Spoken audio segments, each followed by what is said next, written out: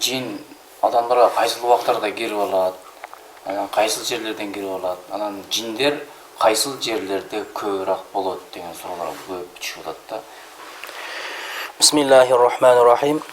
Jinlar odamlarga ko'plagan sabab bilan kirib oladi. Buning sabablari ko'p, lekin jinlar insonlar soniga qaraganda insonlar sonidan ko'p bo'lganligi uchun jinlar har qayerda bor va ko'p bo'lar. Misol shulardan eng yomon jinlar turadigan yer bu hojatxona. Eng yomon jinlar to'planadigan yer hojatxona. Shu sababdan hojatxonaga tupurishlik, hojatxonada ko'p o'tirishlik bu narsa odamga ziyon bo'ladi. Misol bu narsada jin u odamga tegishligi yoki shu odamning orqasidan albatta kirib olish mumkinchiligi ko'p. Hattoki shu odamning ertaga uyiga kirishligi, tunlar uyqusini buzishligi bo'lganligi uchun mana hojatxonada bularni eng yomon jinlar hojatxonada, bozorlarda, hammom, banyalarda, shunaqa mazava to'kiladigan, axlat to'kiladigan yerlarda, keyin burchaklarda bular ko'p bo'ladi. Chekka joylarda. Keyin qarovsiz uylarda. Payg'ambarimiz aytadi: "Allohumma inni a'udhu bika minal xubisi val xaba'is." Allohning ismi bilan Allohim erkak va urg'ochi jinlarning yomonligidan panoh so'rayman degan duoni aytib kiradigan bo'lsa, shu hojatxonadagi yomon jinlarning ko'zidan mana odam to'siladi degan. Bu odamni jinlar ko'rmaydi va bu odamga jinlar zarar bera olmaydi. Shu sababdan mana hojatxonaga kirganda aytiladigan duoni aytishligi va imkon qadar yalang bosh emas, balki boshiga biron bir narsa kiyib kirishligi bu odamga yaxshiroq bo'ladi. Jin shaytondan saqlanishlik uchun yaxshiroq bo'ladi. Lekin bosh yalang kiradigan bo'lsa, u odam gunohkor bo'ldi degan narsa emas. Shu boshiga bir do'ppimi bo'lmasa shu bir o'zini kiyadigan bosh kiyimini kiyib kiradigan bo'lsa, inshaalloh yaxshiroq bo'ladi. Endi odamlarga jinlar bir nechta sabablar bilan kirib oladi. Shulardan birinchisi jin o'ch olishlik uchun kiradi. Jin odamdan o'ch olishlik uchun kiradi. Qachonki odam jinga zulm bersa, endi shunda jin qasd qiladiki, shu odamga ziyon berishlik uchun. Jinlar shunday gumonda bo'ladi ekan, odamlar bizni ko'rib, atay bizga ziyon beryapti deb o'ylaydi. Atayin qilyapti bu deydi. Biz eshitganmiz, nima sababdan kirding desa, bu meni ustimga manaqa masalan suv to'g'vardi, o'ynayotdi, manaqa yuvindi, mazavalar chachvordi deydi. O'nsam kul chachvordi deydi. Bu atay chachdi bizga deydi. Olimlarimiz ham aytadi, bular jinlar deydi, odamlar atay qilyapti, atay ziyon beryapti deb o'ylashadi deydi. Misol uchun issiq suvni bismillah aytmasdan chachishlik. Piyalada, chinida qaynoq suv bor edi, eshikka to'kish kerak edi. Eshikni ochdida, bo'lmasam forchkani ochdida chachivardi. Biroq bilmaydiki, ashada jin bo'lishi mumkin. O'ynayotgan, o'tib ketayotgan, shu bir sabablarga ko'ra jin bo'lishi mumkin. Endi bu yerda aniq jin bor degan narsa emas. Hamma suv chachgan odamlarga jin kiradi degan narsa emas. Bu bo'lishi mumkin, ehtimoli bor. Shunga shu jinga masalan shu narsa tegadigan bo'lsa, bu jin nima qiladi? Qasd qiladi. Kuydirib qo'yadi jinni. Harakatda shu odamga jin kirib olish holati bo'ladi. Nima sababdan? Bismillah aytmasdan chachganligi uchun. Bismillah deb chachsin, haligi jin halaydan qochadi. Bismillah aytmaguncha jin qochmaydi. Bismillah bilan shu masalan chachsin. Suv bo'lsin, mazavasi bo'lsin, boshqasi bo'lsin, bismillah aytib tashladigan bo'lsa, inshaalloh bu odamga shu jin zarar qilmaydi. Hattoki dasturxonlarda masalan suvaklari bor, ovqatdan boshqa narsadan chiqqan suvak, dasturxonlarni bismillah aytib to'kadigan bo'lsa, mana shu dasturxondan, mana shu suvadan kelib chiqqan hosil bo'lgan shu taomlarni musulmon jinlar edi. Kofir jinlar yo'maydi. Odamlarga kirib odamlarni qiynaydigan jinlar bismillah aytilganligi uchun shu taomni yo'maydi. Jinlar taomini. Faqat buni musulmonlarga foydasi tegadigan, ibodat qiladigan musulmon jinlar bismillah bilan tashalgan suvadi, bismillah bilan qaqilgan dasturxonni dagi narsalarni musulmon jinlar edi. Yana bulardan mana aytyapmiz, yuvindilarni, mazavalarni bismillah aytmasdan hattoki quyishlik.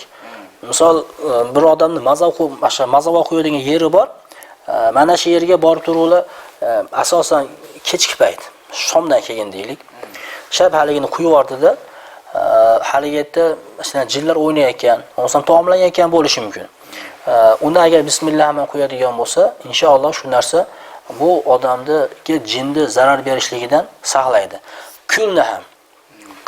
Ko'mir kuli, qanaqa kul bo'lmasin, shularni chachayotganda ham, mavsum kullarni jinashtirib, yig'ishtirayotgan mahalda ham bismillah bilan ish qiladigan bo'lsa, inshaalloh jinga zarar bermaydi va jinni o'ch olishligi uchun yaxshi odamga kirmasligiga mana shu bismillah sabab bo'ladi. Odam kavaklarga, misol uchun ba'zilar bavul qilishadi. Burchaklarga. Hasharotlarning uyalari bo'ladi. Hasharotlarning uyalariga qaynoq suv quyishligi, chunki yerda jin bo'lishi mumkin. Ashyoqa chuqurchalarda, hasharot uyalarida. Hattoki bismillahsiz hasharotni o'ldiradigan dori ham chachib olmaydi. Hasharotni o'ldirsa bo'ladi. Masalan, dorilarni ishlatsa bo'ladi, faqat bismillah bilan. Chunki yertaga jin bo'ladigan bo'lsa, bismillahsiz sepilsa, chachiladigan bo'lsa, hasharotga. Ashiyatdagi jin yashayotgan shu kavay bo'ladigan bo'lsa, shu odamga ziyon berib qolishi mumkin.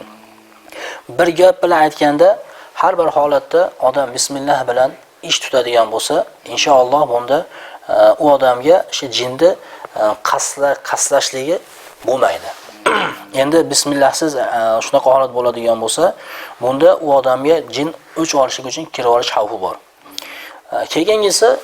Keyingi yana jin kirib oladigan narsasi, bir odam bir jinga ziyon berdi.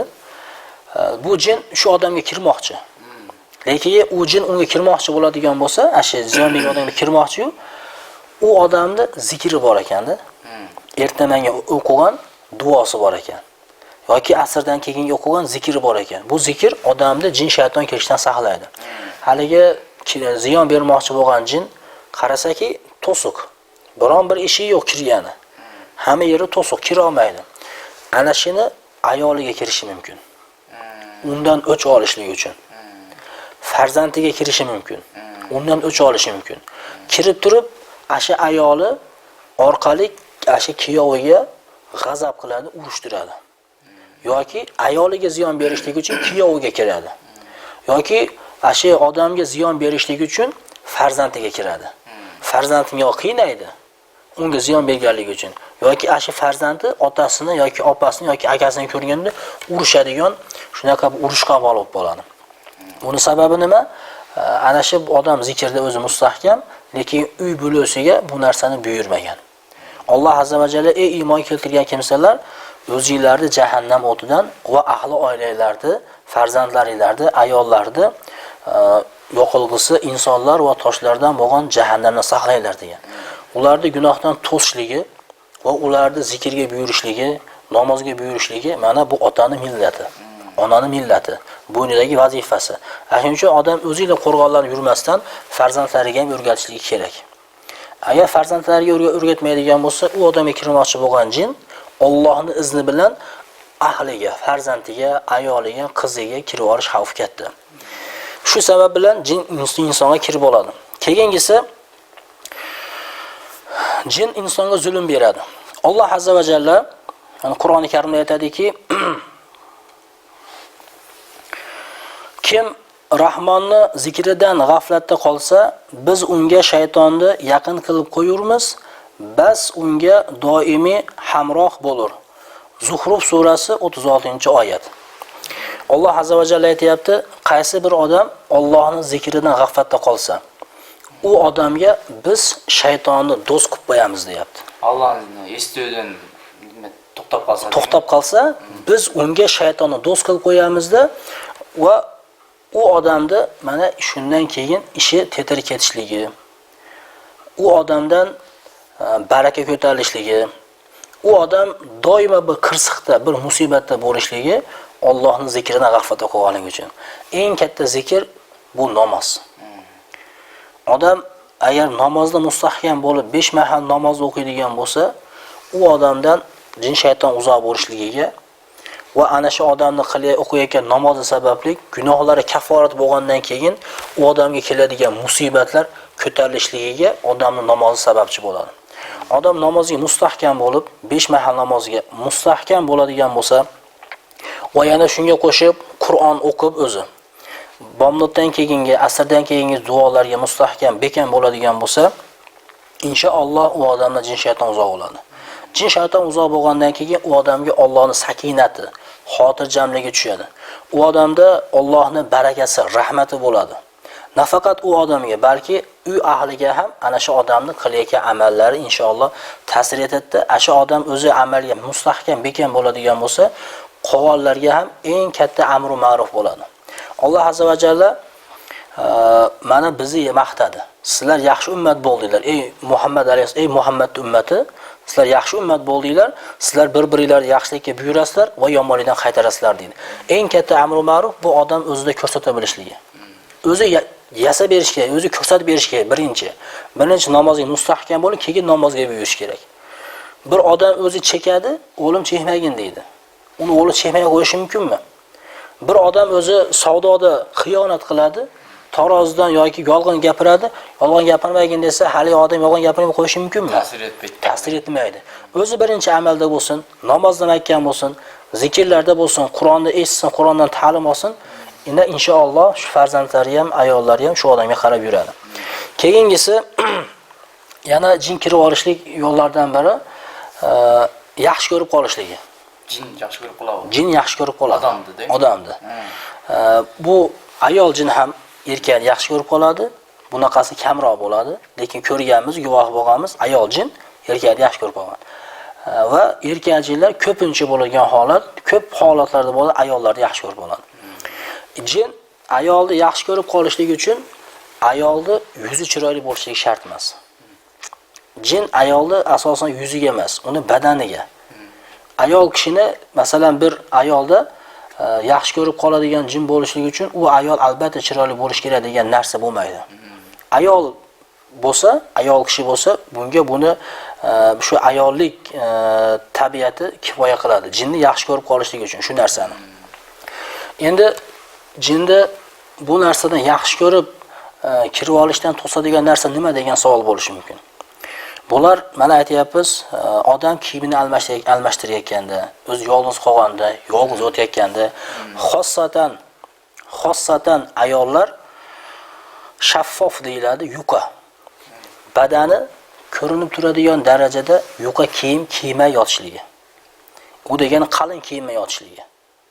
Badani ko'rinib turadigan kiymay yotishligi ham bu jinda shu ayolni yaxshi ko'rib qolishiga sabab bo'lib qoladi. Va kiyim almashtirayotganda ham erkak bo'lsin, ayol bo'lsin, agar kiyim kiyayotgandagi duo aytilmasa, bismillah bilan yechilib, bismillah bilan kiyilmaydigan bo'lsa, unda ana shu odamning badanini jin ko'radi. Ko'radi. Agar bismillah deb yechib, bismillah deb kiyadigan bo'lsa, bismillah aytilganda haligi jinning ko'zidan odam to'silib qoladi.